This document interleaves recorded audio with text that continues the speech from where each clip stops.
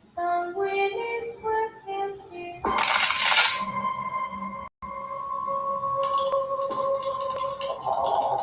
news reaching us now. The leader of the indigenous people Biafra, Nnamdi, has been arrested, extradited to Nigeria, and is right now being arraigned at the Federal High Court in Abuja. Kanu is facing charges bordering on treasonable felony instituted against him at the Federal High Court.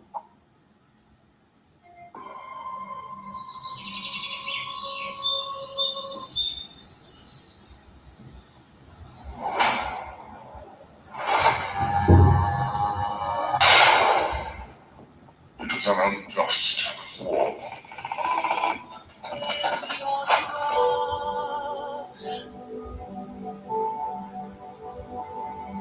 Long ago, in the heart of Biafra, a nation was born from the ashes of war. A war that scarred the land and its people, yet it never killed the spirit of freedom. The war aim of Biafra is purely to prevent ourselves being slaughtered, nothing more.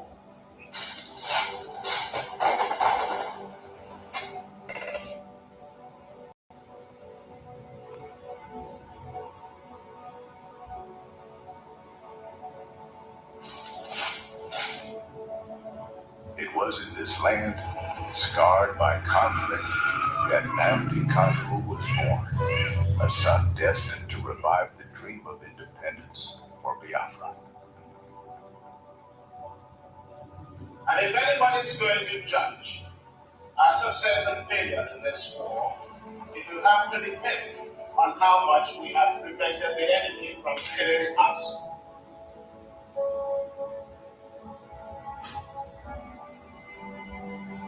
Raised with the echoes of his ancestors' struggles, Kanu understood that the wounds of war ran deep in the hearts of his people.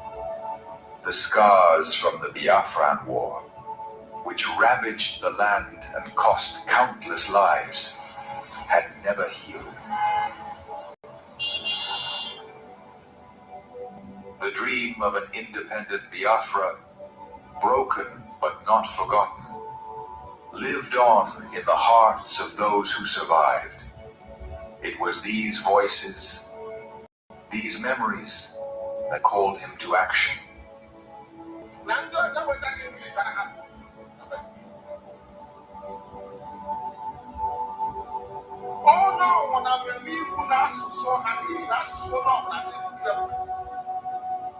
As Nnamdi Kanu grew, so did his voice. He became a preacher of justice, a messenger for those who were unheard. He spoke not just for his generation, but for all those whose lives were shattered by the war. The pain of the past was alive within him, and his words resonated with the cries of the oppressed.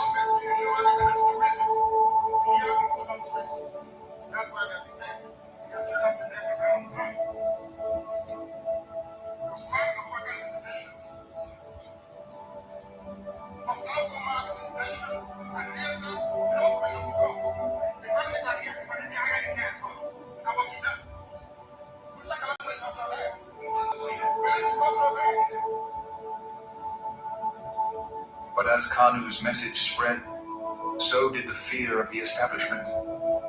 His calls for self-determination grew louder, shaking the very foundations of the government. They feared the revival of a Biafran spirit, one that could awaken the wounds of the past and ignite a new conflict. And so, they moved against him.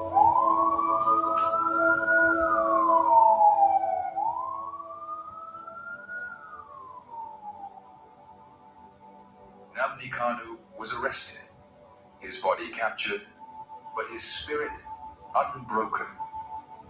The authorities believed that imprisoning him would extinguish the fire he had started. But they failed to understand the depths of his cause. The pain of the war, the bloodshed of the past, was not something easily forgotten. It was a flame that could never be fully extinguished. His arrest became a symbol of the struggle that began in the blood-soaked fields of the Biafran War. The demand for freedom was still alive.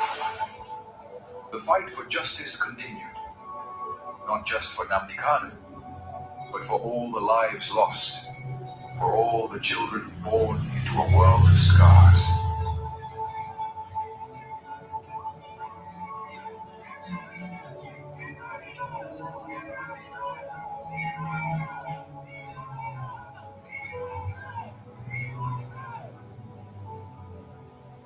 The fight for Biafra is not just his fight.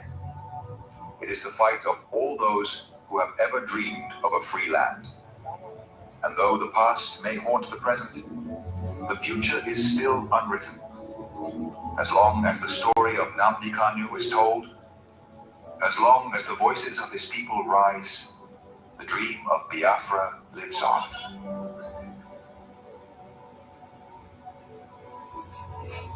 Arrested again, again, again, again,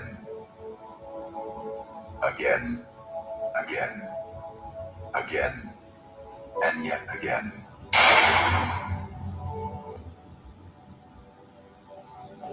I agitate for Biafra. I agitate for Biafra. My right to agitate. My right. They took it from disabled felony. Now to terrorism.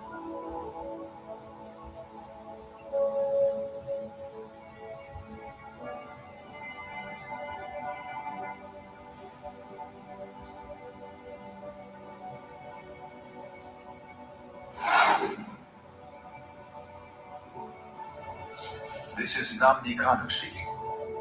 Biafra land, listen. They thought they could silence me, but they didn't just cage me. They caged your spirit.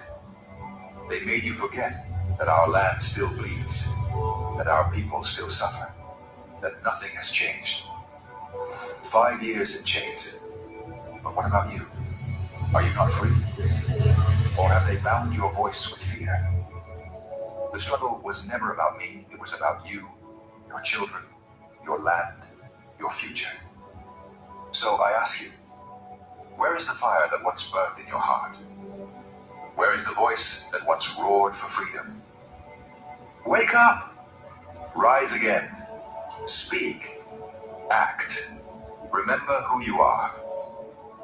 This is Nnamdi Kanu. All hail.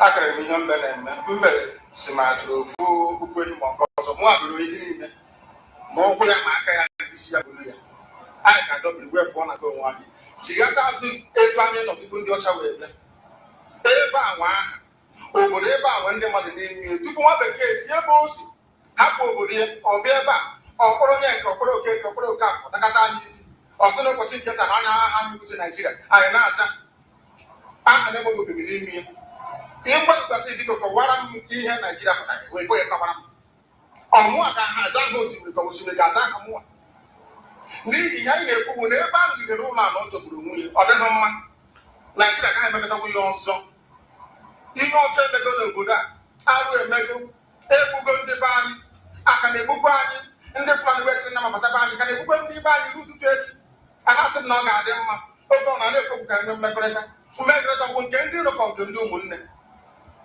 ha ekwesịghị anyị ọtụtụ mgbe ha kpara anyị asị onye nkajọ na-ajụ onwe ya ha jụrụ anyị aja ama njụ onwe anyị agbanyeghị na anyị nwe ngwa ahịa n'ugwu Awụsa agbanyeghị na a na-azụ ahịa ebe niile dị iche iche na-eme nke ọma ka onye gara ndụ kpakụ onye rere ihe niile ọ ndụ bisi ka anyị na-ekwu okwu ya ka eche aka azụ ebe a ruo obodo anyị ka o wee maa mma wee nke aka obodo ndị ọcha na mma ọhịa anyị na-arịọ nwoke na ugwu nwee mkpanye ugwu n'ime onwe anyị ọnwa anyị pụọ n'iro a na-etigbu anyị pụọ n'iro ekwekwasị ọbụla ma anyị ji wee kwuo okwu ọnwụ ihe ndị a ka a sị na anaghị anabatakwa ya ọzọ akụkọ akọrọ anyị bụ na ọkụkọ na elu ebe na nzukọ anụmanụ ọ na-emezi mgbe ọbụla a chọrọ ịchụ anyị ikiri ọkụkọ ịchụ anyị ọbụla a chọrọ ime ka Naijiria dị otu nwe ha na-ekesi ekpa akụrụ ndị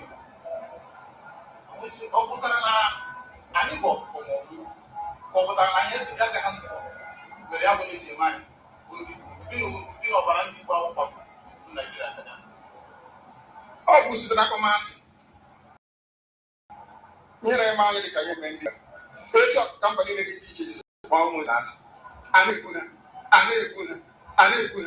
afọ niile aka na-egbu ha o wee ruo oge ugbu anyị asị na ogbugbu a na-egbu anyị na ọ dịghị anyị mma ọ ka mma na o nwere ihe ekegbu anyị bụ nwere onwe njem aka anyị na-aga kamara na-esi echete n'ụtụtụ asị na onwe onye kwuru ebe a onwe ha na-ekwu odo ụlọ anya onwe onye na-aka ụkọchukwu n'ugwu awụsị ebepe isi ọnwụ ofu ugboro ọnwụ ugboro abụọ ọnwụ ugboro atọ ọnwụ ugboro anọ ọ bụ ruo ole mgbe ka a ga-egbugide anyị wee rue anyị asị mba na anyị ga-aga ka anyị nwee ike wee nwere onwe anyị ọ ka mma na anyị nwụrụ ebe anyị na-azọ nwere onwe tupu na anyị nọ n'ụlọ efu mmadụ ga ọbata n'ime ụlọ mbịa kpukpu isi.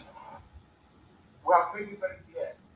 Nnamdi Kanu is the leader of the indigenous people of Biafra. Ekpa is the Prime Minister of Biafra Republic of Nigeria. Know this and know this. Once you know this, you will know this. But if you refuse to know this, you will never know this. I remain the Prime Minister of the Biafra Republic of Nigeria, and as a matter of fact, I remain in charge. And if you don't want me to be in charge, bring Nnamdi Kanu out. Stop all this nonsense of Nnamdi Kanu control Biafra from prison. It doesn't work. It can never work and will never work. We are well-educated people, very sensible people, very smart generation that you cannot deceive. You don't expect too much. You will change the name completely. And the government in exile will take full charge. By then, if they do anyhow, we will continue to demand to them release Master. That is probably going to shock the Biafrans. Master Prophet. Yeah. Master Prophet. Master Prophet that I'm caught up with you and your family. So, what you don't know is freedom and evil. If you have followed me from the one, I have never deviated from this struggle. And if, like I said, if you have succeeded, Welcome. Thank you for joining us wherever you are joining from. On this evening, Sunday sermon, we are going to kick it off before we speak from memories, from stories, from histories. I want us to listen to some very important historical event that happened during the Civil War about the life of our eternal leader, Dim Odumogojuku. It is important we pay attention to this very topic because I believe there's a lot of things to learn in it. I want us to pay close attention to this very video I'm about to play, that we can understand some certain things that happened in the past that we overlooked and how it happened and why it was so. So I want us to pay attention and listen to the interview that was granted to this Biafran veteran, Kanu Osinu, author of Ojukwu Exile, Diplomacy and Survival. I want us to pay close attention to this man and what he said on this very video. There are very important information he revealed. You know, as we are still pursuing the cause of Biafra, still engaging in different kinds of things, it is important we pay attention to history. What transpired? What really transpired in the past? What are the mistakes so that we don't make those mistakes again? What really happened? Why is it that we are seeing what we are seeing today? The hatred, the attack, our connection to the Yorubas. What really transpired? Were there this hatred all the while? Were there some supportive? Is it 100% attack, or there were some of them who were working actually for the benefit of Biafra? So let's pay attention on this program so that we can be able to understand some certain things. That the presence of mind, the experience from his father, and father's company, and government support. I know the book is about SI. Yes. But I have the opportunity to discuss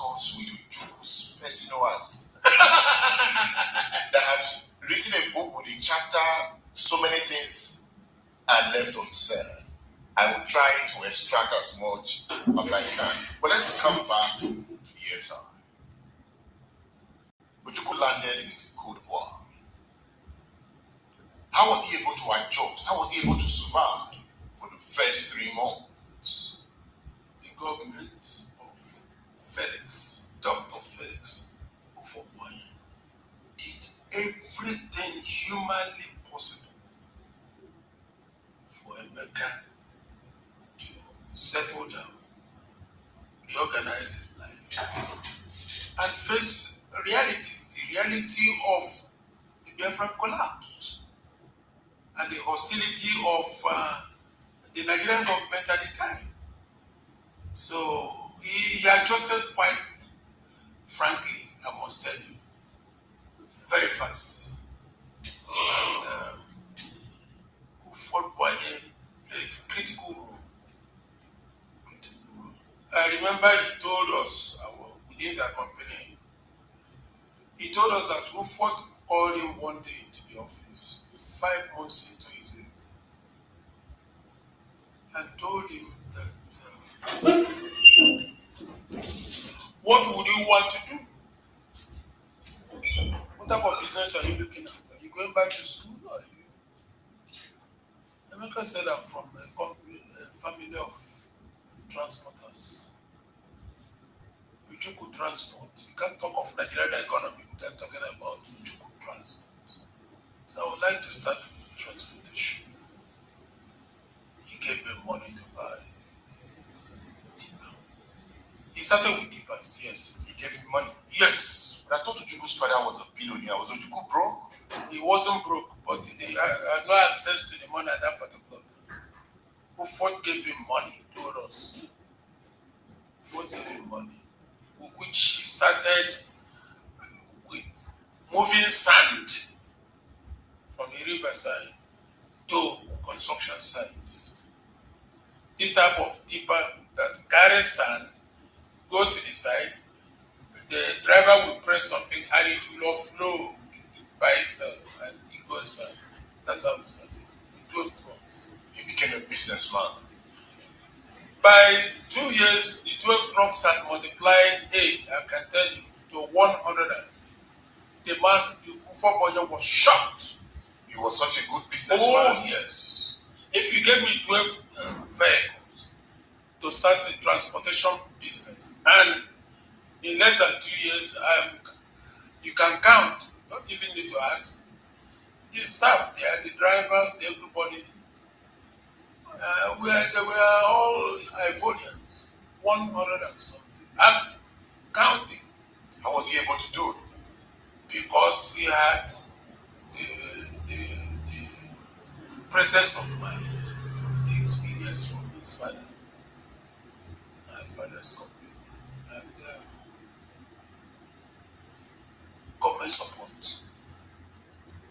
Because most of the constructions were government was supplying sand to sites. A typical Igbo man. A typical 24/7 Igbo man working like man. So he was not relaxing. And Emeka was fond of employing the best, like his father. When you have somebody like Colonel Pierre Barangi, a retired French army officer with a lot of administrative experience and exposure, what do you expect? Barangi was in charge of security, administration, and businesses. His family went with him on exile? Yes, his wife was there. You know. Yeah, I saw the picture in your book. Yes, Chide was there. The mother was there. But the mother was not living with us in Yabusa. The mother was in Kwake, which is their second city. Where was it so? She chose somewhere she would do her business. She's into a restaurant. Food. What about the children? How did he cope with his children? Oh, he did so well. Freddie Forsyth really critical. They were school in Ireland. Emeka was in Ireland. Okimu was in Ireland. Jimmy was.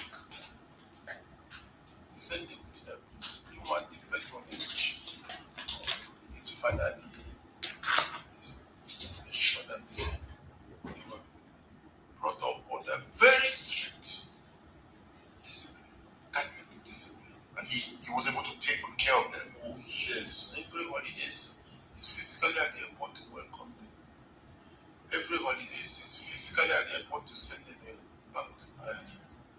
He's such a good father. Was he worried about the Igbo nation in exile? He was. And he was. Not only the Igbo nation, he was worried about Eastern Nigeria.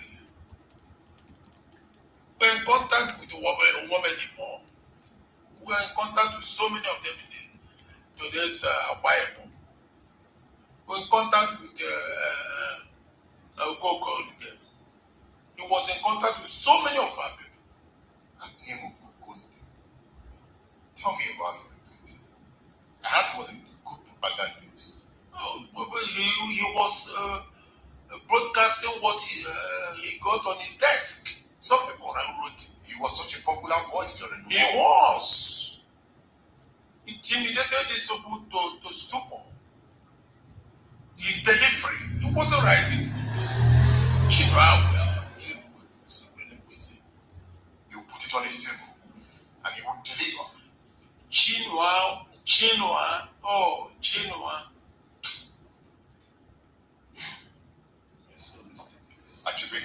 Achebe himself. He was instrumental in that. He was instrumental in that direction. This part is very interesting. I want you to see the role the media played during the Civil War. Just like as we are at war with Nigeria now, there are roles that every one of us in the media has to play.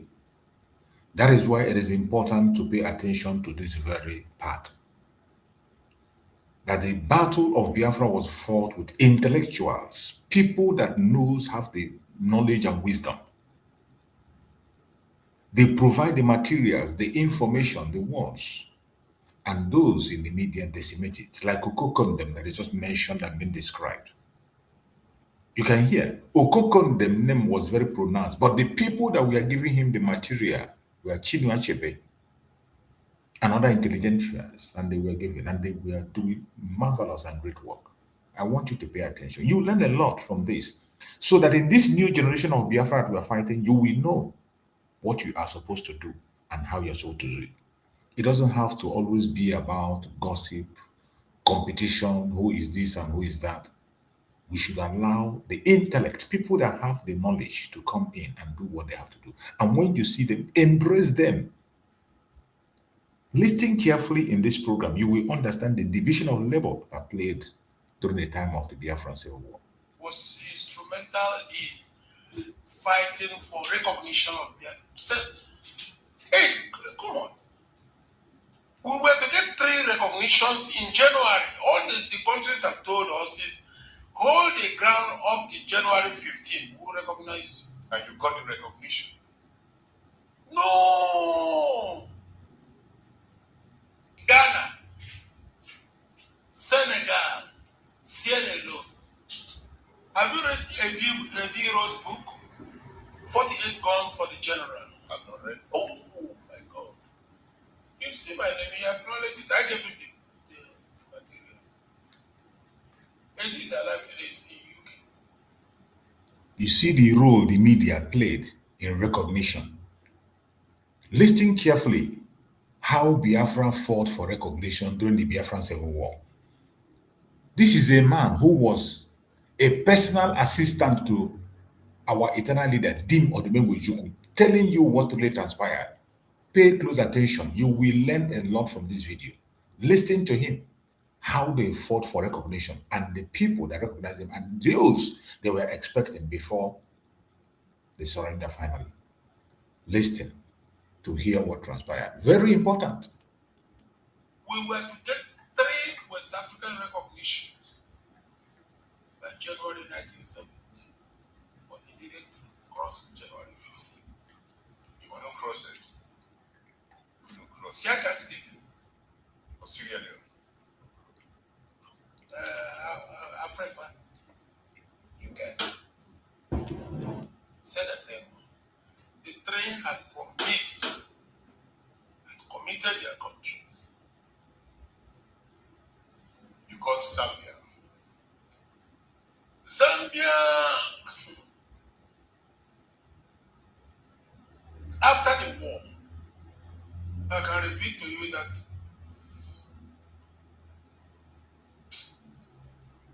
it makes one cry. The first person who sent relief, they make one look. After the war, sent his envoy to bring him cash. We're going to eat. Was Kenneth Kaunda Of Zambia. Oh, yes. Tanzanian man was more sympathetic, but Tanzania doesn't have this. That's why he Julius, wrote a letter to it. it was a very longish letter. I don't know why I didn't make photocopy of that letter. It could have been in this book. But if you But I read it. You read the letter. Yes. What was in the letter? The letter spoke of he praised him. He praised the heroism of our people. Kind of, when I don't try, you have made a point.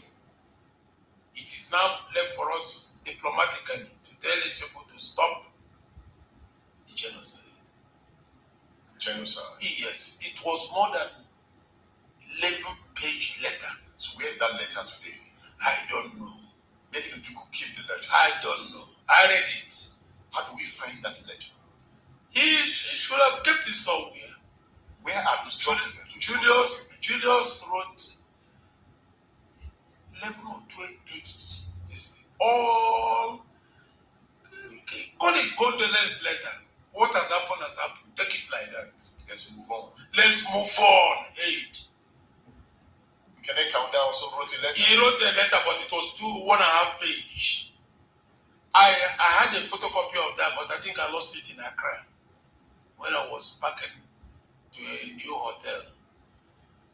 It was I don't want to have what to pay, but he accompanied it with this.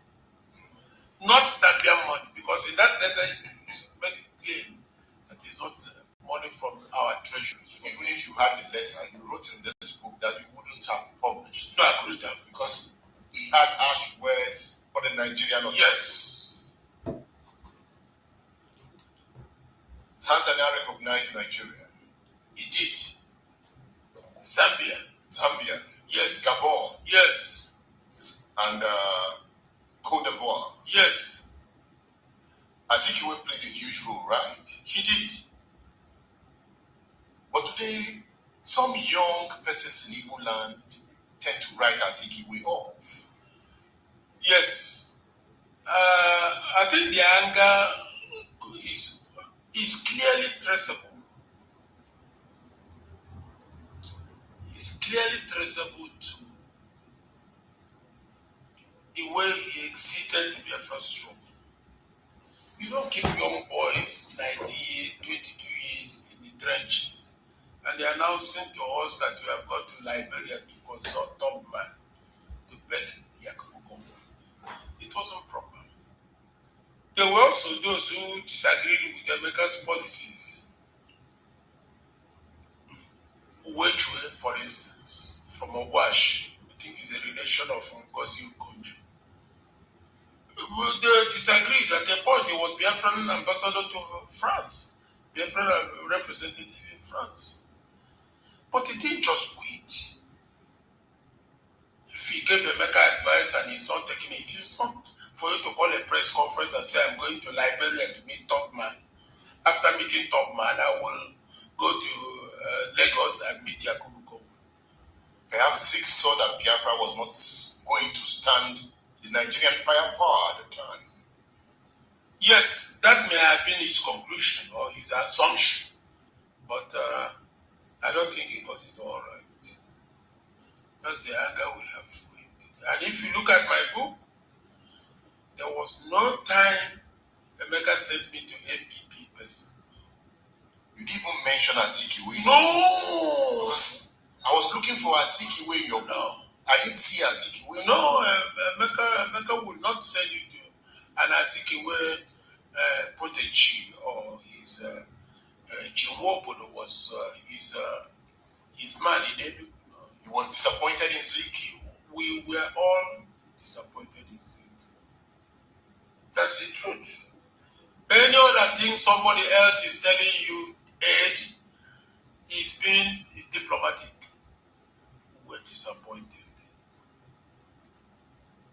And throughout our exile, I don't know when Emeka sent me or a marker or Emeka in Nigeria to a Zik associate. I don't know. He sent me to, in the history book, to Tunji Braithwaite, for instance. He sent me to Awu. He sent me to a lot of people. Dr. Karnabia, Atumana in Africa. Is in the book. He didn't send you to Zik. Never did. Even in our consideration, after the formation of PDF, which was our negotiating ground. The Popular Democratic Front. Yes, that was what he found in exile and said, if Aid wants us to support him, he's going to negotiate with PDF as a body. He never said those things. So even on returning to Nigeria, he was never going to join Zik's party. No. I can tell you that. Even though I had kind of withdrawn, I started building a family, I had a wife, I had a son. And I told him this was properly ironed out in exile. Only easy.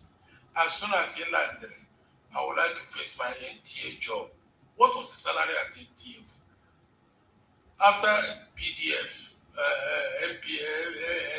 MPF, Nigerian Provident Fund, and NUJ, Nigerian Union of Journalists Deduction, I was going on. My wife used to call me 555. 555, that was my salary. And we're paying for a 3-bedroom flat at Ikeja, maintaining a small Renault car. You amaze me. You do too. The way Ojuku was sending you about, we were junketing. From Accra to Cote d'Ivoire, sometimes you move into Togo to Nigeria. You were on a mission. Yes. What gave you the guts? The courage came from the nature of our struggle. I lost 2 uncles in Kanu. That was why throughout the war, it looked like my father had 3 wives. My father had only my mother. The other 2 uncles who sent their wives back to the east when the pogroms started, lost their husbands. That was why when I came back to Nigeria and they insisted that I would have to do youth service. And there was, not to because the vacancy in Beduki, vacancy in Kanu. I told them I'm not going to any part of the north. I was very, very clean and clear about it. I'm not going to any part of the north. That was why that pregnant woman said, there's no vacancy in Lagos, I'll put you in my state. Isn't it? Close to Lagos. Close to Lagos. It says 45 minutes. That's why I served Inugu Radio. And I was the best youth company in Inugu Radio. People are still alive today. You kept moving. Your first trip, you remember it to Nigeria? This man in Nigeria, he was an organizer. He was so smooth. Very smooth aid. And when he left, you ran into trouble. I ran into big trouble because all the grounds that they covered smoothly became vacant and I became vulnerable. And because of that, you spent 3 years in Kirikiri? Yes. This Nigerian guy was the head of Biafran Student Union. He was. Ujuku somehow knew how to spot this guy. Yes. He was a very good network. He was. When you landed, the way he ferried you from Lagos, I was just looking at that network. You can be an intelligence officer, you know.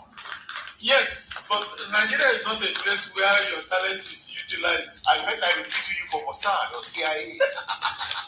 Because your experience in Biafra, you are not an ordinary citizen. Hey, that's how I see you. Hey, you can say that again. Because I saw all the movement. Yes. At some point, you were in the Hague schooling. Yes. You were demonstrating. Yes. When Ganifa was arrested here, they sent me front page of Daily Times. Through fax, it arrived. I mobilized African students. Their signatures are there. If the publisher wanted more this thing, I had about 4 more pages of those signatures. Say, Gani, the lawyer who saved me, I said, yes. I said, we occupy the Nigerian embassy. Lapai was writing letter to me, said, if you have grievances, please can you come over and we'll talk it over. Don't mobilize students to come and occupy the embassy. What Lapai, and I said it in the book, didn't know was that technically I was not a Nigerian as a student in the You were using UN documents. You all arranged by Chukwemeka Odimekwu in ESA. Oh yes. His network kept broadening. He has all the network. He had all the sympathies. When I came to see your friend, the Amaina Boni, I didn't come with United Nations passport. I hadn't acquired one. I came on Sierra Leonean papers. So you came in Sierra Leonean passports? Yes. Arranged by your Juku office? Yes. That network? Yes. Now let's look at what happened to King Pepo. King Pepo was banished from his kingdom. Totally. Because of Ujuku. Because of the Biafran war, yes. Ujuku, yes. If Ujuku personified it. You interviewed him when you landed? I did. That's why I put it there. The editors removed a part of the interview. Why? I don't know. Let this place. He paid for the love of Biafra. He paid dearly. He loved Biafra. He did. He followed Ojukwu to Ethiopia in 1968. Yes. During that peace meeting.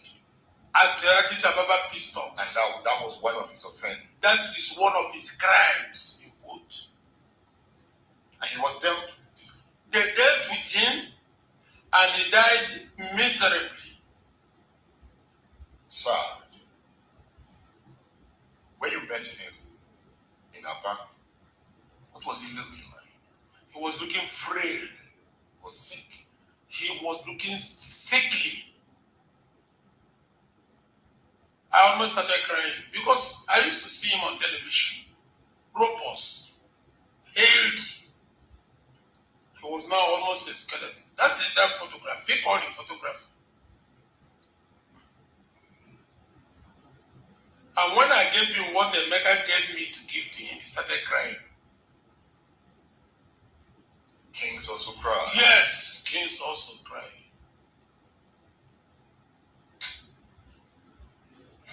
But his son is the king now. Yes, the son is a king now. And it was J.T. Spieth that banished him from Rivers. Totally banished him. Supported from Lagos. The others of Gowon. Yes, of course. You couldn't have done it all alone. And you begin to ask yourself, hey, what was this man's offense? What crime did he commit? He had sympathy for Biafra. He has sympathy for Biafra. He accompanied the leader of Biafra to Addis Ababa for peace talks. Is that an offense? Did he go to buy arms? Did he go to buy bombs? Did he go to recruit pilots? that aspect turns me emotional. How that man was diminished. But by this time, there was no victor, no vanquish. That was the grammar that they were pushing to the international community. And that was one of the responsibilities of America. To make sure that this no vanquished, no victor, rehabilitation, reconstruction, and all the 3 R's, they were all grammar. You are rehabilitating people and you are giving my father, with all the money he had, with the AC, the African Continental Bank and Melverton Avenue, Aba, they are giving him £20. That he withdrew money during the war. If he didn't withdraw money during the war, how could he have fed his family? And the thing goes round. Chuks Lebuna will give you his own experience from his own father too. Can you give my father £20? He had a lot of money at this. Was Awolowo wrong for that policy? Or is it go on? But Awolowo was the commissioner of finance. No, but the ball rolls and remains at the table of Jacob. What people call that policy was engineered and pushed down the throat of the federal government in February or March 1970 by Chief of Biafra. It doesn't make any sense. To an extent, I agree with him. The ball stops on the table of the president. Gowon was the president. You know, most times we tend to channel that very crime to Awolowo.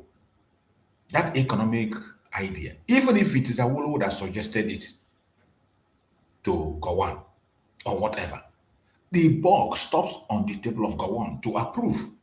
Without the approval of Gowon, it will not happen. It will not happen. So sometimes when we try to shift that blame on Awolowo instead of Gowon, who was the president then, it doesn't add up. It doesn't add up. So to an extent, I agree with him on that side. And so many other explanations he has made. I want you to pay attention. There are certain things we need to extract from this very interview. Because some of us, sometimes we move through emotions. We speak out of emotion or just based on what we have heard or what someone told us. Sometimes we need to think within our own self critically, weigh different kinds of information that are coming from different angles. When we weigh this information, we can be able to ascertain what to do and what to believe. So I want you to pay attention and listen carefully to the information that he's passing. The book stopped on his table. You met people, but you could not meet Kanu. Yes. Why did Ojukwu have message for Kanu? He was the governor of Eastern region. He was a man who had renounced his British knighthood. Said no person should call me Dr. Francis Ibiam anymore. He changed to Dr. Akanu Ibiam. A great man. A great man. He was in touch with Emeka through Emeka in Nigeria. I was to reinforce something which he wanted me to do personally. But when I arrived in Wana, that's a village in Africa, they said he just left. This security man asked him, I said, I cannot go without seeing this man. Can you give me a telephone number in Enugu? I'm going back to Enugu. He refused. So I didn't get to see him. But I met another stalwart, the Bishop of Port Harcourt, pre-war. Were there countries funding Ojukwu in exile? Funding in the sense of eating food and putting food on the table and paying school fees? Because while I was reading your book, yes, I saw the movement, the networking, the hotel accommodation, and I kept calculating, this is huge budget. Who is funding this movement? I kept asking myself, as I was going to ask you. Outside of you being a businessman, because the budget was huge. You see the movement, you fly. Ekpa Day, even coming into Nigeria, that budget was huge. Many countries funding Emeka was funding himself. His businesses were doing so well. Businesses were doing very well. CDC was doing well. Phoenix Africa was doing well. Dow was doing well. Yes, at some point, you met your Waterloo. You sneaked into Nigeria. So by this time, you were preparing to go study in Germany. West Germany. And on your way to Frankfurt, after you had come to do your networking in Nigeria, by this time Emeka was gone. Emeka in Nigeria was out of the country. Exactly. You've done your work, and at the airport, the Nigerian authorities arrested you. How did you feel at that moment when you were called to step aside? Okay, I was heading to Forsyth. Emeka Ojukwu had arranged for further studies for me there. It was at the airport that I checked in my luggage, and one young man, I would say, I still remember him, about 40 years ago, but I still remember him. A little on the shots came and said, "Excuse me, are you Mr. KP Isinono?" I said, "Yes." "Have you checked in your luggage?" I said, "Yes." "Please come and show me your luggage." It didn't occur to me that it was security. So I said, "That box and that small bag," he extracted them. So when he extracted them, he said,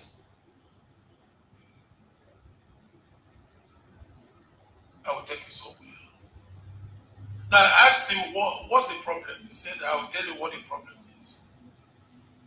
That was how the trip was aborted. So from there to Moloni Street, then police headquarters. From police headquarters to Kirikiri. No, to Alamo. Alamo to Kirikiri. What was your offense? It's in the book. That I, at that age, was in charge of all the anti-Gowon propaganda abroad. Was it not true? I wasn't, no. But Ojukwu was in charge. Emeka was in charge, but you had public relation companies working for the Ojukwu network in Switzerland. You stated that? Yes. And Mark Press. Mark worked for Biafra throughout. That was why our story was better heard outside than Yakubu Gowon's. And they kept working for Ojukwu in Esa.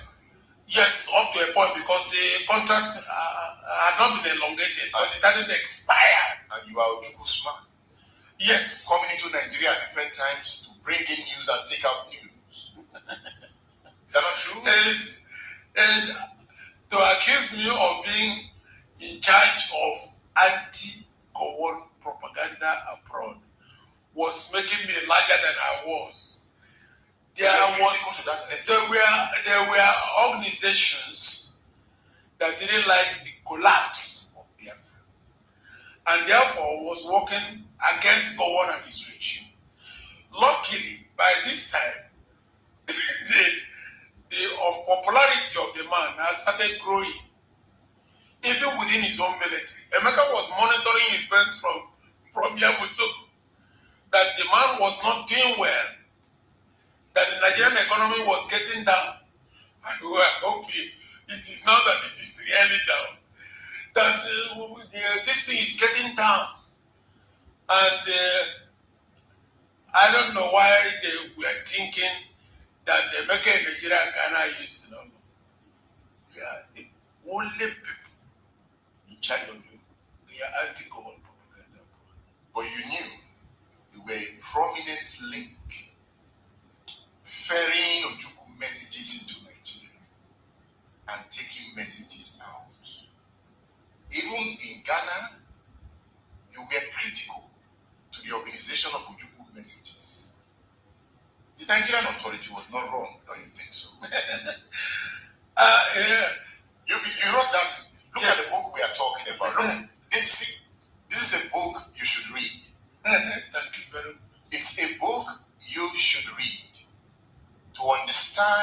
why I am insisting that Kanayo Isinulo knew a lot. Perhaps you need to write another book.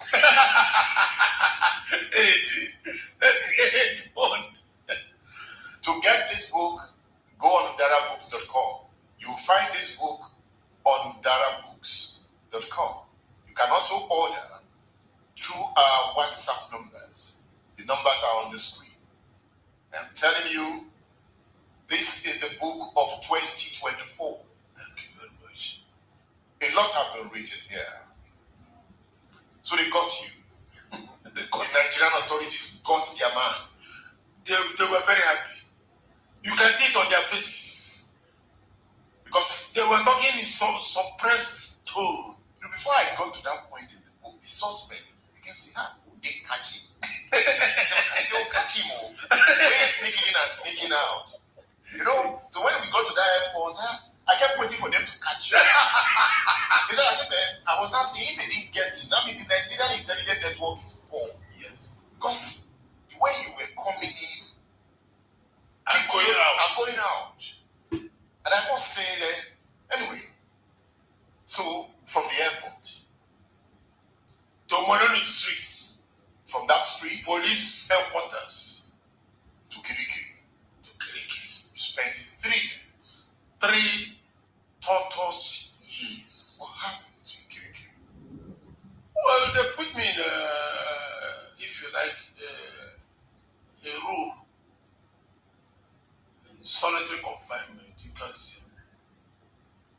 My dad came, sent a lot of his brothers and extended family. They didn't see me. It was in one of my uncle's trip that somebody referred him to Chief Gani Fawayimi. Took him to his chambers, then at Surulere, and narrated what happened. My uncle didn't deny that I wasn't with Ojukwu in exile. He didn't. But he said there is nothing this young man did that has offended the law. I'm not a lawyer, but let Gani handle it. Gani gave money to my uncle to enter Chidebere. Now it's the young motors and all these ones are young. Chidebere then. Gani gave my uncle money to go back to the East. Leave everything for me. Took him to his chambers, he made some statements, signed some papers, that's all. Gani took it. It was Gani that forced them to take me to Ibobi Hospital. Reluctantly, I was limping. It's in the book. I was limping. I couldn't walk straight. Heavy arthritis. Elijah Kapsalem refused to take me to hospital. Gani pressured. I was taken. Dr. Ishola Abutu, professor then, handled my case. Gani went to court and said, Abutu, come and tell us what you are curing this young man of. He issued a statement. Gani took it to court. It's in the Daily Times publication. Produce detained newsman. Gani was the arrowhead in the struggle. He was the arrowhead. That was when I saw him lying in state at his residence at Antoni, dead. I don't know who came for that burial that didn't know that somebody was not just crying but mourning. I couldn't believe that Gani is lying in a box. You dedicated this book. I dedicated the whole book. Even if I'm going to write a second one, I'm going to dedicate it to Gani Fawayimi. His type is rare. Very uncommon man. He didn't think you were an Igbo man. No. That's why when some people talk about tribalism, Igbo do this, Hausa do this, I keep laughing. My best friends are Yorubas.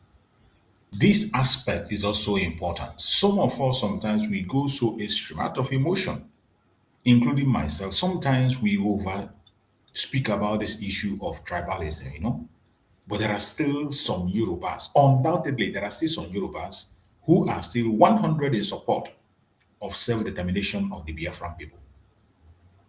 During the Civil War, there were so many of them that were so sympathetic, very, very sympathetic. In as much as we know that today, the president of Nigeria is someone who is very, very tribalistic. And that is why the tribal divide and the tribal margin between the Igbos and Yoruba have grown wider than before because of the person in the front line. He is a very tribalistic man who, I can say, from his action, his deeds, has seen not to like the Igbos because he wants to please the Fulanis that gave him the power. Not just that, even before he became the president, he has been going through that direction. As you know, for you to buy the heart of the Fulanis, you must be able to show them that you hate the Igbos. That is something that nobody can deny. But our dear Yorubas that know about our plight, that are aligned with our plight, there are many of them there. But we have come to a situation where majority have believed that the only thing that can make you to be relevant in the contraption called Nigeria and in the hand of those who claim to be operating that country is to show how hateful you are to the Igbos. That is an established fact. But our dear Yorubas that are very friendly to the Igbos, that do not like what is happening, there are many of them. I want us to listen carefully. Pay attention. Even in your book, it struck me, and I want to read. I want to read from your book. You said, as I pointed out earlier on, yes, the real battle for my release from detention, yes, began with the late Ganifa Wemi in full command. Amnesty International had already deployed its global network to devastating effects on the vicious Gowon regime. The growing notoriety of the regime provided Amnesty International and other bodies, including the international media, the moral high ground for the effective prosecution of the case for my freedom. General Juku was pushing from Cote d'Ivoire and making use of all his diplomatic contacts. But Ganifa Wemi was the commander-in-chief in the struggle for my release.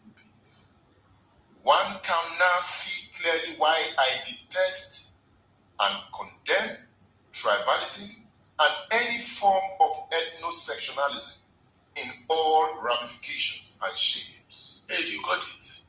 It is most unfortunate that the twin vices have taken solid roots in our society today. Absolutely. Just take a look at the persons, all critical intellectuals and professionals that assembled themselves without any financial prompting or payment or inducement in my defense, not minding, as it were, the obvious risk that the brutal Lagos regime was capable of unleashing on them. You mentioned their names. Ganifa Wemi. Yes. Olu Onogorowa. Tai Solani. Tai. Wole Shoyinka. Yes. All Yoruba men. All Yoruba men. I sent a copy to Professor Wole Shoyinka through Yemi Okumbi. They fought for you. He did. All of them. You came to Nigeria. You went to Tai Solani. Yes. On many occasions, Ujuku sent you to sort out Wole Shoyinka. Yes. At some point, Shoyinka had to fly to Abidjan. Yes. To meet Ujuku. Yes. Shoyinka loved Biafra, right? I can say that 10 times. He didn't. You see, Wole was involved in getting Nigeria to be better. I think so. He didn't like the Pope. He didn't like and remember that he had very good friends, Chris Okibo, Chino Achebe. He had very good friends in the East. So what is Yakubu Gowon trying to do? To put him in prison till 1969, October. For doing what? For going to Igbo land. For going to Igbo land to facilitate peace.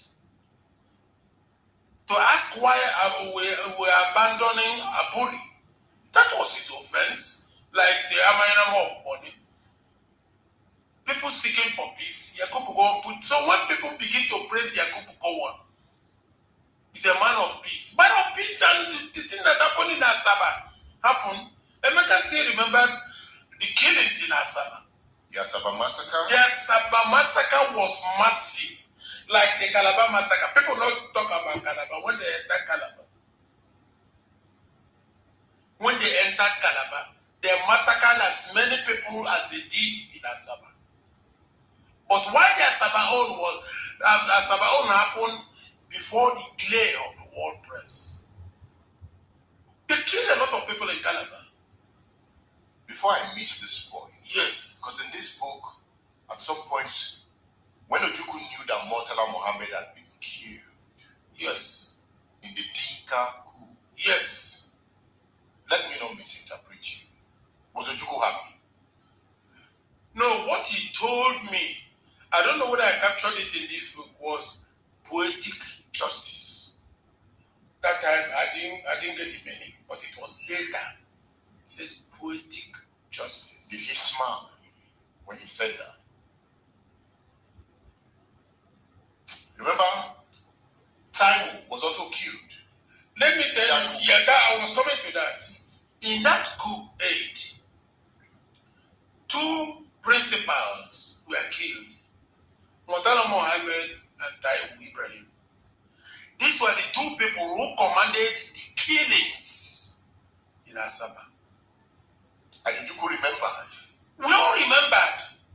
Because you mentioned that in this book. We all remembered. And it sounded like good riddance to bad rubbish. Why must it be 2 of them? And somebody tells me that there is no God. There is God. Why 2 of them specifically? The killings in Asaba were massive, brutal, wicked, inhuman. Ibrahim, took direct orders from Murtala Mohammed to mow those people down. Is it connected to Nzogu coming from that area, Obana? He could. To deal with, Nzogu. He's from Obana. So he took out Ahmadu Bello. Oh, yes. And now we are in Nzogu's territory. Yes. We have to start to revenge and kill. Oh my God. But it was war. It was war, but what has that got to do with defenseless people? They were not soldiers. Those people killed. But somehow Biafra took its pound of flesh, the River Niger crossing. Remember? Yes. Biafran soldiers massacred Nigerian soldiers. Yes. And many of them were coming from that Asaba end. Yes. Okay? Yes. You like it? Yeah, it was true. Ahmadi was positioned to make sure that they didn't cross the Niger safely, and he deployed his battalion and team, and they fought very well. Did Onitsha fought throughout the war? He fell. He fell at the end of the war. There were attempts to enter Onitsha from all angles. From a back. I thought Murtala Mohammed went round and entered Onitsha. He didn't enter Onitsha. Onitsha was occupied. Onitsha was occupied by the Biafran troops. Throughout the war? Of course, yes. Did Onitsha fall before January 10? Ahmadi made sure of that. Because their aim was Nnewi, don't forget. Ojuku's town. Let's go back to Shoika. Wole was our guest. We didn't know how to get to Wole. So when he called me and said,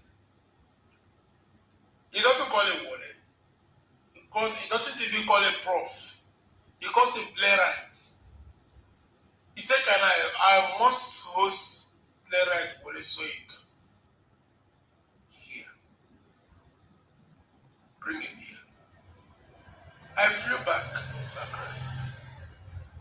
Was asking every newsroom, Ghanaian Graphic, Ghanaian Times, all their magazines, because when it comes here, they said no. Eventually, I ran into a roadblock. I said no. As if Emeka was monitoring me, he called me, said, come back to Africa Coast. I said, come back to Cote d'Ivoire. I have not finished the assignment. He said, come back to Cote d'Ivoire. I went back. He said, now I have information. Wole Soyinka will be in Accra next week. His best hotel is Avenida. You know Avenida? Say yes, sir. You know Avenida? I said, Your Excellency, I know Avenida. Vincent Obiano used to take me there. He won't be at Avenida this time. He will be with Rajat Muj, a Ugandan friend of his. And the Rajat Muj's office was a Darkmark house. Catching. He ran the Transition magazine. He ran a Transition magazine. And I went. That week elapsed. The next week, I went to Darkmark house, second floor. I met Gladys, beautiful secretary. I said, Gladys, I've been here once, you won't recognize it, but I came to buy a magazine. I have come for another mission. I hear Wole Soyinka is with your boss. I want to deliver a message. He said, who told me? I said, who told me it's not very important. Wole is here.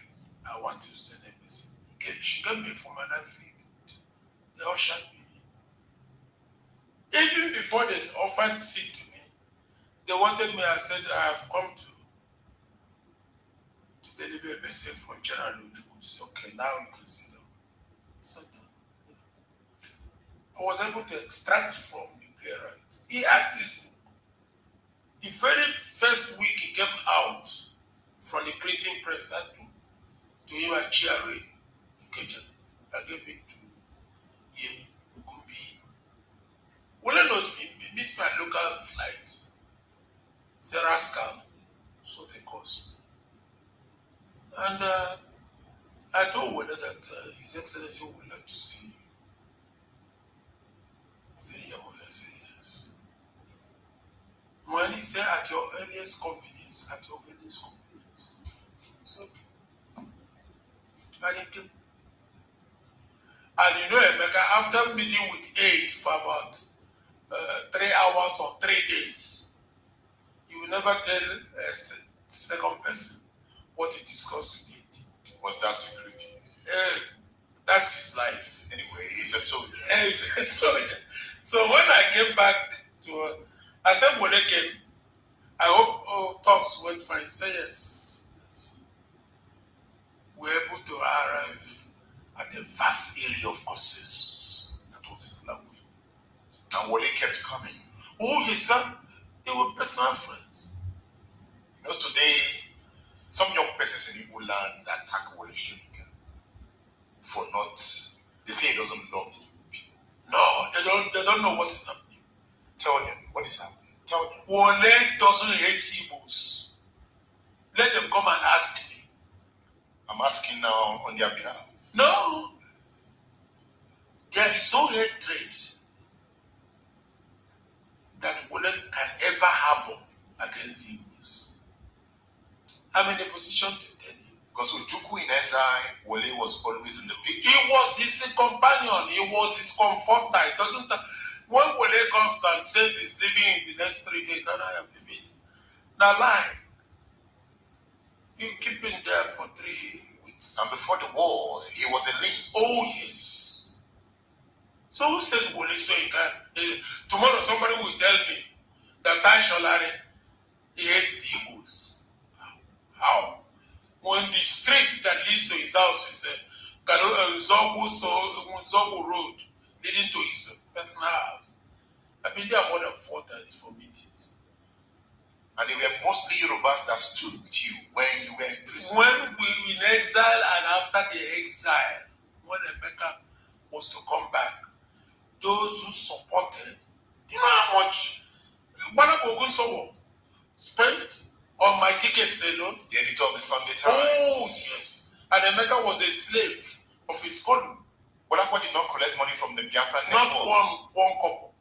And he did all those writing. Emeka said that I should ask Balabo to give us a budget. Every time he's helping, he's organizing from Ibadan, he's organizing from Oshogo. Let him give us a little budget. We'll be able to meet it. Or does he think we are so poor? As I have explained everything, he won't take. If you give me money now to give to Balabo Gusomo, he will insult me at his number 3 Remeleku Crescent. That's why I'm meeting. And he was such a good journalist. Oh, Balabo Gusomo. You don't see his memos. Kanu, where are you? We have not to talk. What is wrong with you? It's all there.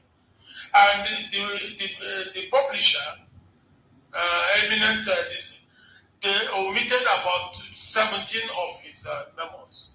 There's some you will be abusing me. Kanu, mustn't you see me as soon as you came back from that trip? We're not close. We're not close. And Emeka not only loved him, he respected him. So it got to a point, Ojukwu wanted to return home. And resources were deployed. You and Poku began to ferry journalists from Ghana to Abidjan and back to tell you Ojukwu story. Media propaganda at work, right? And you later studied media in The Hague. And let me not forget, you were on your way to Germany to study media when you were arrested. Right? And you got a scholarship to do that. I've always full of scholarship. Emeka will just make a call. Tell me about that media campaign. The media campaign was that we discovered that the Ghanaian media was very, very sympathetic to Biafra. Maybe because Ojukwu and Gowon and the rest of them, Mobolaji Johnson, David Joe, all of them, met in Aburi. That is a soft point for them. Soft spot. But their media, which is more vibrant sometimes than our own here, became so deeply sympathetic to Ojukwu. So allow this man to go back. His father is not a poor man. Let him, he will create more jobs there. Emeka sat me down one and said, these people are not writing this thing out of sentiment. They know the facts. Bring the editors. And our contact point was Opoku, who said, I said, editor, say, only say, make I bring all of you now, TBOT, yourself, Emmanuel Baz, all of you. He said, I can't move these top editors out of the country without telling intelligence. I have to go and tell them. I said, what is intelligence? He said, no, you can't move this level of people out of the country at the same time to a destination without telling intelligence. So he went and broke the head of the intelligence that Ojukwu wants to. So why not? Is he coming to overthrow the Ghanaian government? So Emeka arranged these funds, gave me the fund, I bought all the tickets, and we moved in the same aircraft. And of course, Emeka, the Ivorian child, wonderful boy, married to Ghanaian, moved us, all of us, to Hotel du Golf. Hotel du Golf was constructed by CDC, Emeka's company. Fantastic hotel. Moved all of them. I said, where is Ghana? Come to the office, let's conspire before you bring these people to my office tomorrow morning. And when they are, we conspired. What they will eat, their welfare, their public relations. You know, we had people whose business was to make sure that our guests are happy. And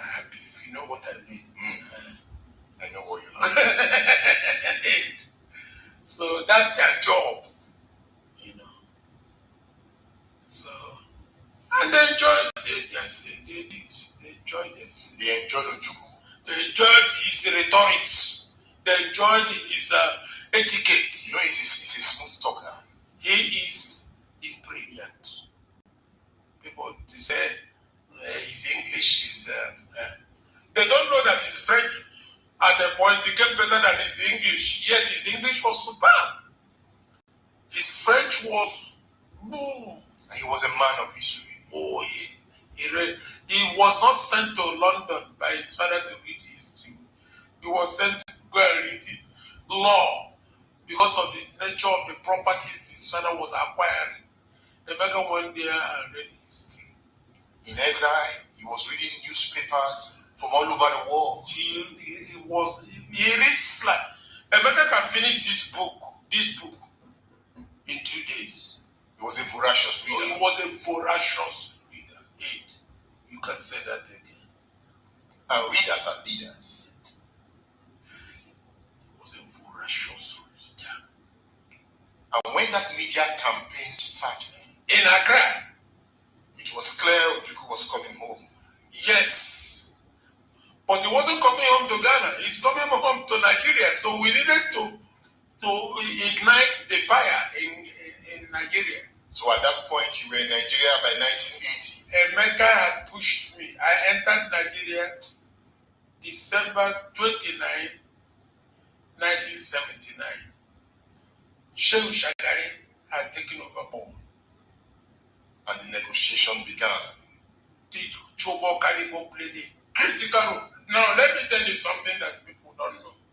And I think I tried to capture it in the book.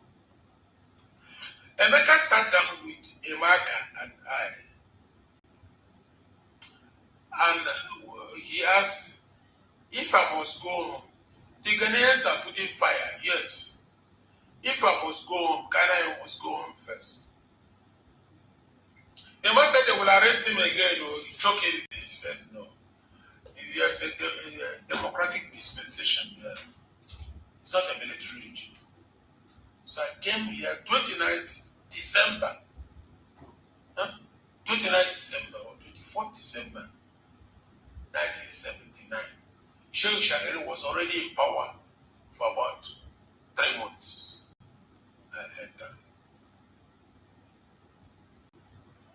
But at that particular meeting, Emeka had spotted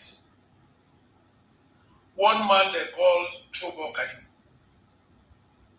who visited him in Omaya during the war as a student in US with George Obios. So Emeka said, whatever we are doing for my homecoming, the target must be is a political advisor. It was then that he defined for us the scope, the parameters of that office. Chobo Karibo was the political advisor to Shagari, the President of the Republic. So he told me, that is your target. But I must do you service. So he was patient for me to finish your service in the state. As soon as I finished joining NTA, he said, now, target. Before you joined NTA, you worked with the New Breed magazine. Yes. For just 3 months. I ran away. You ran away. Because of the temper of the editor. Yes. Sorry. You can't walk with Chris. So Emeka heard that I had resigned. He was so angry. Because that was the only magazine that had the courage, the editorial courage to publish when he was in exile. He went to NTA. Through the powers of Olu Onogorua. Olu put pressure. A put pressure. And I came in. So from NTA, you began to operate. I began to operate, and you don't just go to political advisor to the president. And I had to contrive a scenario that would be acceptable to our boss, Victor Folivi. I told Folivi that I want to interview the political advisor to the president. I'm in the newsroom. I'm a newsroom staff. He told me that before you go to interview him, can I have the questions you want to? In less than 20 minutes, I finished the question. I arranged the questions, took it to the secretary. They typed it. I went upstairs, left it. He called me. It's okay. He called Alaj Salam Salahuddin. He said, Salahuddin, you are accompanying to State House tomorrow to interview the political advisor. And that's how I was meeting Chuba for the first time in my life. And when you got to that office, you left your crew outside Yes. and went for your own personal mission. Yes, because that was the prime motive of the interview in the first place. And when you introduced yourself to Chuba, He wasn't ready to listen to me. He wasn't giving me attention. He thought I was a mole. until Ubiozo came in. God is wonderful. I wrote it in the book, The Providence. Any person who calls me Kisco knew me in secondary school at that one moment. So when he came, he said, Kisco, what are you doing here? I said, I have a message from General, our general. He said, Emeka? I said, yes, sir. But Chuba is not giving me attention. He's not giving me any. It wasn't even sitting down. Just, there's a nickname he calls Chuba. If there's any person in this country now that can speak for Neko Chuba, now, is this your man? It was then that Chuba started listening to me. So, in 3 minutes, George went back to his office because they all work in the presidency. He said, now, what's the message you're doing? And he says, he wants to talk to you. And that, if you don't mind, both of us can go.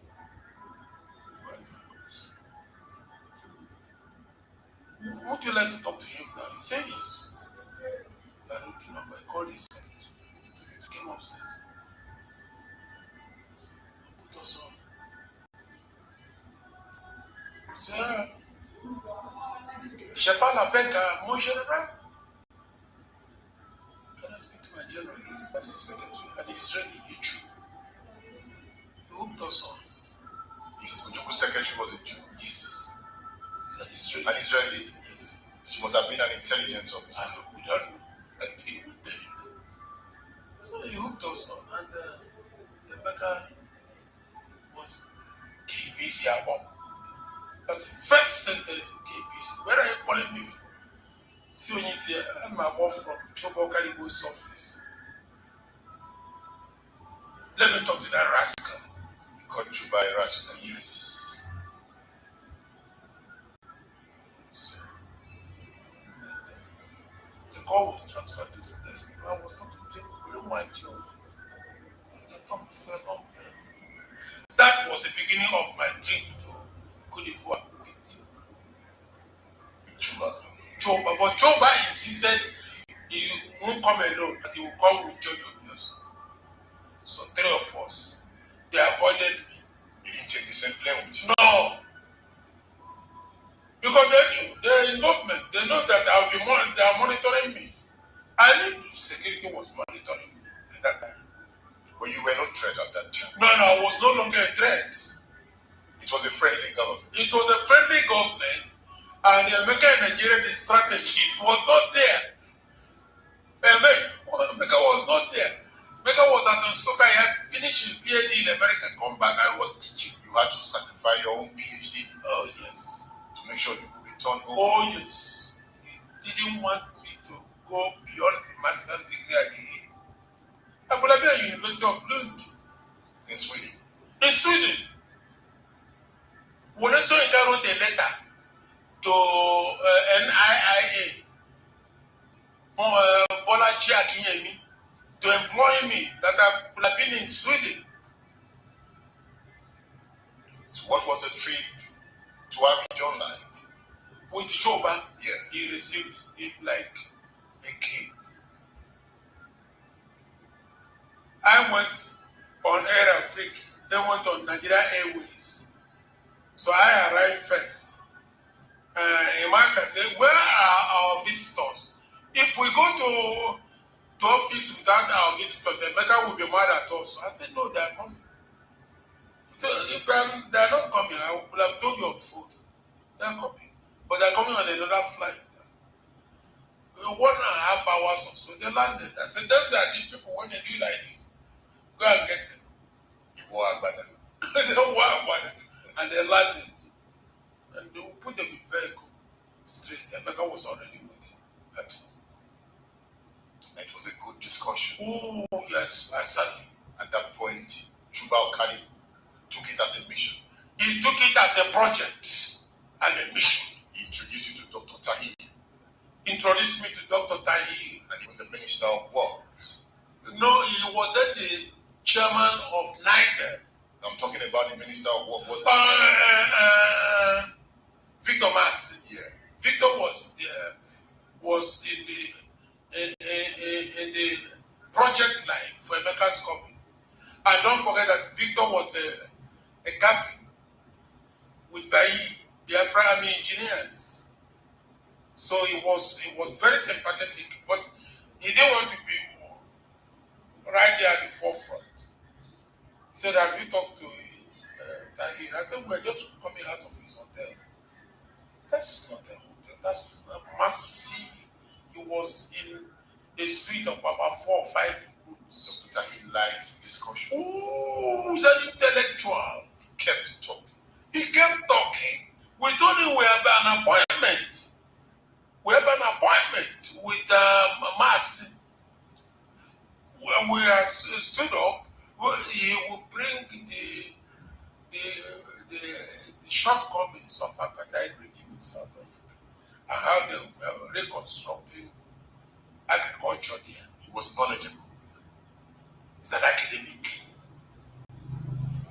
And together they ensured the return of Ojukwu to Nigeria. He assured me and Vincent that Emeka was coming. He was a member of the inner circle of He the Shagari was government. the inner circle of Shagari regime. So Choba knew why he nominated him. At some point, Ojukwu had a meeting with Shinkafi in London. Yes. He was the head of Nigeria's intelligence security. Yes. Emeka didn't tell us. Me and Vincent had a mark. Until he came back from the trip. Until he came back. That is the mark of a general. Yes. He didn't tell us. Now,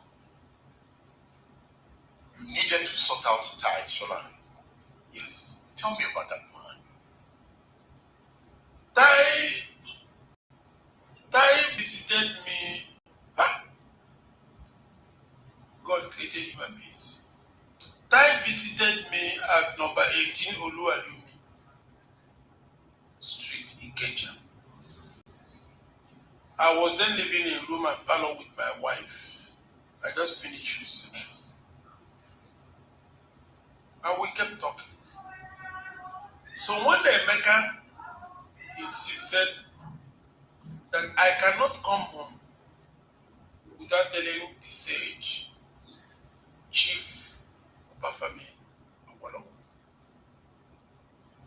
I carried this message to Walabogun. So I said, Emeka said that I should go and talk to Tai Sholari. We went to Tai Sholari and I told Tai that Emeka had a message for Chief Obafemi Awolowo. He said, what's the nature of the message? I said, when we go there, you sit into the meeting, I will deliver it. He said, it can't be today. You should come back next week. He was to arrange. And he arranged. The meeting was to be held next week. We arrived on time. Vin drove. Vin is here. Vin is here.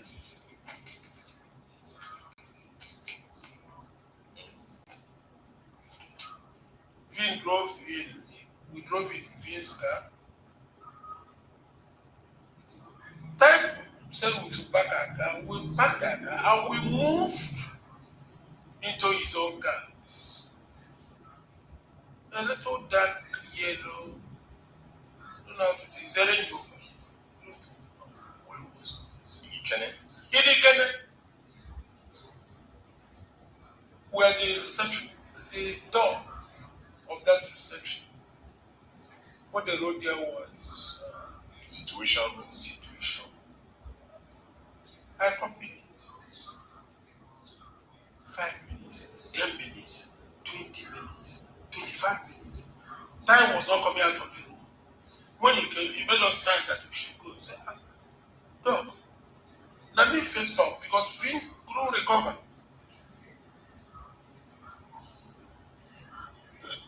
I'm going to see him the chief. He said, no, I will tell you. It was in the car that he said that after narrating our mission and who sent us, that the chief said, I have no attitude. I don't have an attitude yet. I don't have an attitude. That's what Awolowo said to Tai. To die, he didn't tell us directly. And Tai relayed the message To us, and we relayed it to Emeka. No, I've been thinking, I don't have an attitude yet. What does it mean? To us, it was meaningless. To Emeka, it was meaningless. But Emeka is not the man you can discourage easily. He told us to, don't let that hamper your efforts. Concentrate on that. Why did you go through Bolango Ogunso? He was an Awolowo man. Yes, he was an Awo person, but Bolango said, Tai will take us. And Tai did. And Tai did. Because Awolowo did not see you. But he never physically saw. And you were looking forward to seeing Awo. I was enthusiastic to see that historic figure. I've always liked it. I tell you something. When I came back to Nigeria in 1979, of course, you go to the village to get your wallet and consider. There's something wallet calls it. I went to the village to get blessing from my dad. It was in the process of going to the village that I asked myself, I must ask Papa this question. I said, Papa, in this 1979 election you just said, whom did you vote for? Say, I don't know who vote for now. Who else will I vote for except my master? He has been voting for since 1940 something. They don't know something vote for now who is sick. The man didn't even allow me to land. So, Papa, if I were here, I would vote for Awu. I know Awu. I would have gave him 20 pounds. I would have did this. I would have see, but the man saw free education, free health, and integrated rural development policies that could have changed the format of this country. When I go to school, we not go to school. I voted for my master. I've been voting for him since 1943. My father told me. So those stereotypes, those old people, you can't talk them out of their thinking. If you had the opportunity to have voted in that election, who would you have voted for? UPA. Would have voted for us? Yes. But some people say he betrayed Biafra during the war. That was during the war, but we are talking about UPA. What does it represent? Did he betray Biafra? Emeka was saying that he thought he would be more sympathetic than he was. That's all. He would end the sentence there. But he didn't break any agreement. No. There was no agreement. No. Because after that meeting in the He said he never saw him when he came out of Calabar prison. That's what he told me. And Emeka doesn't exaggerate. So there was no agreement. And one did not promise that he would do. He said when he came to government house in Enugu, the person who saw him officially on his behalf was Saliu. Manifo, who released Awolowo from prison in Calabar? Was it Gowon or Oju? No, it's Yakubu. It's a federal government something. But by this time. But Emeka has sent vehicle to convey him from Calabar to Enugu. He sent a vehicle to give him the honor. Oju confirmed to you at any time that the 5 majors, the Nzogu coups, that he plans to hand over to Awolowo. Oju confirmed that to you. He didn't confirm to me, but he was talking to Ghanaian journalists. And he said that. And he said that. That what? Yes. That that the 5 majors who carried out the January 15 coup, that is, their main primary objective was releasing Calabar prison and making the prime minister. And make us to the Ghanaian people. And you were there listening. Then I brought them. I'm like their chief host. I'm their chief host. So you love that one. Oh, yes. And you really wanted to see. I want that dream that could have afforded me the opportunity, the rare opportunity of shaking hands with the hero of my political conscience was denied me by Dai. Dai said he hasn't. Was it tied that Nnamdi or Awu didn't want to see? He didn't want to see us who were to. Perhaps for strategic reasons. I think